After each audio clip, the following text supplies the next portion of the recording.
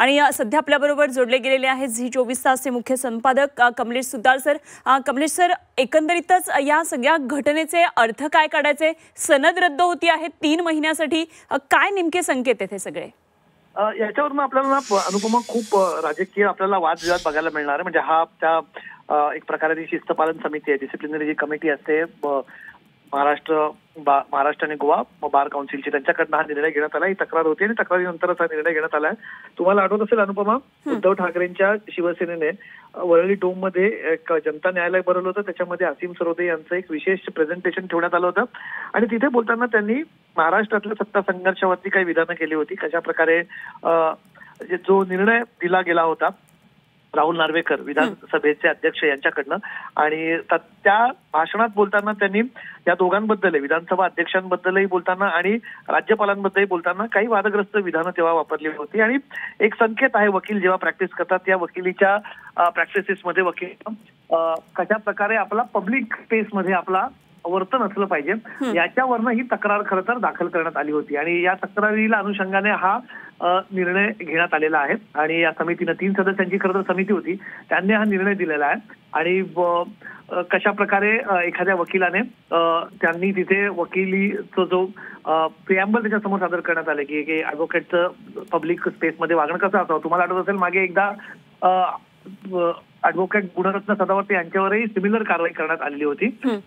आणि जो advocate act 1961 आहे त्याच्यामध्ये असं म्हटलं गेलं की while an advocate while making any public statement which is either malicious, derogatory, defamatory and motivated or mischievous against the judiciary, न्यायव्यवस्थेविरुद्ध जर एखादं असं विधान केलं असेल किंवा एखाद्या against constitutional post can be consider as a professional misconduct, म्हणजे एखाद्या संविधानिक पदावरती, घटनात्मक पदावरती बसलेल्या व्यक्तीबद्दल जर असं विधान केलं गेलं तर ते मिसकंडक्ट म्हणून गृहीत धरलं जाईल. आता हा झाला का निर्णय घेण्यात आलेला आहे याच्याबद्दलचा भाग. दुसरा महत्वाचा भाग जो इथे मला महत्वाचा वाटतोय, असीम सरोदे हे सत्ता संघर्षाच्या केसमध्ये सुप्रीम कोर्टातही उद्धव बाळासाहेब ठाकरे पक्षाची बाजू मांडत होते आणि पुढच्या महिन्यात त्याची महत्वाची सुनावणी आहे. त्याच्या आधी त्यांची सनद 3 महिन्यासाठी निलंबित होणे खूप याच्यातून नवीन कदाचित आपल्याला वाद बघायला मिळू शकतो. ज्या प्रकारचं हे विधान आलेलं आहे, ज्या प्रकारचं हे निर्णय आलेला आहे, त्याच्यामुळे आता असीम सरोदे याला चॅलेंज करण्याचे प्रोव्हिजन त्यांना आहे का, त्याला चॅलेंज करू शकतात का, या गोष्टी खूप इथे बघणं महत्वाचं आहे. पण एका महत्वाच्या केसच्या आधी हा निर्णय त्यांचा तिथे आलेला आहे आणि पुढच्या महिन्यात मग जर त्याला चॅलेंज केलं गेलं नाही किंवा त्यांना याच्यातून काही रिलीफ मिळालं नाही तर पुढच्या महिन्याची महत्वाची सुनावणी आहे सुप्रीम कोर्टामध्ये, ज्याच्यासाठी गेल्या महिन्यात स्वतः असीम सरोदे नवी दिल्लीत सुप्रीम कोर्टात गेले होते.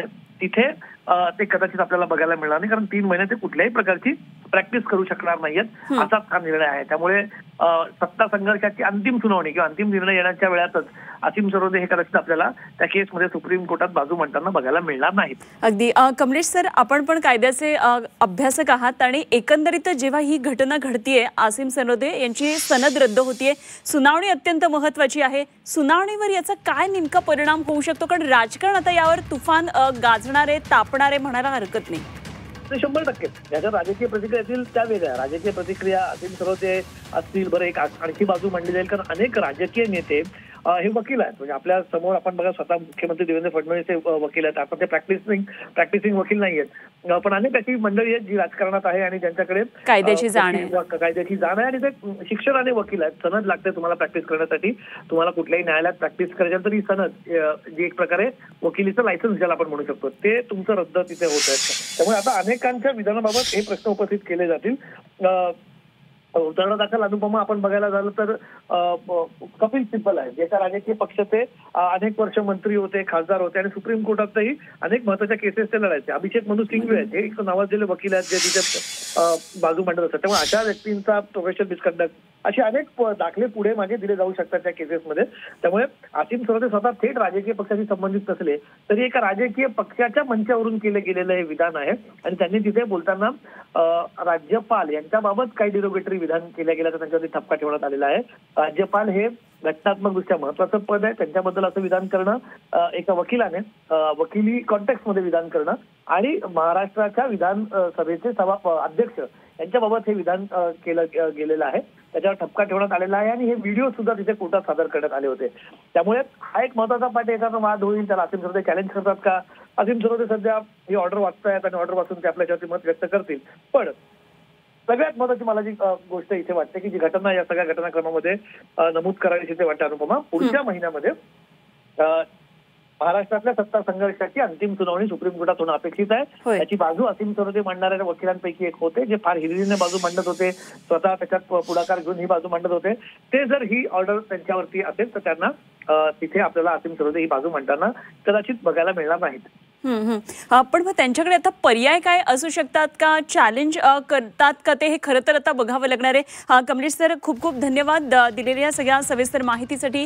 कमलेश सुतार झी 24 तासचे मुख्य संपादक आपल्याबरोबर होते आणि या क्षणाची सगळ्यात महत्त्वाची आणि मोठी बातमी आपण पाहतोय, सनद रद्द करत सरोदेंना 25,000चा दंड देखील ठोठावण्यात आला आहे.